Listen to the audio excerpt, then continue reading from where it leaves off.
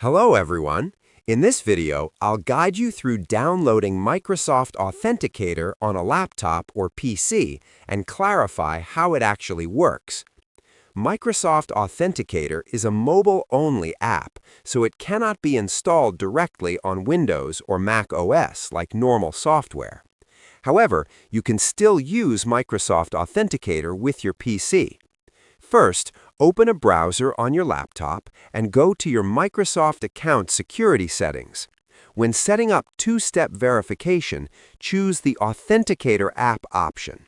This process links your PC sign-in with the Authenticator app on your phone.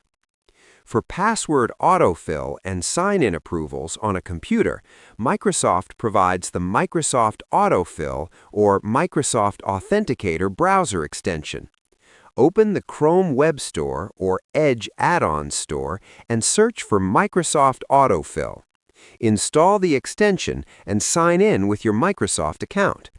Now, when you log in on your PC, approval requests are sent to your phone's Authenticator app. This is the official and secure way to use Microsoft Authenticator with a laptop or PC. Subscribe the channel for more videos.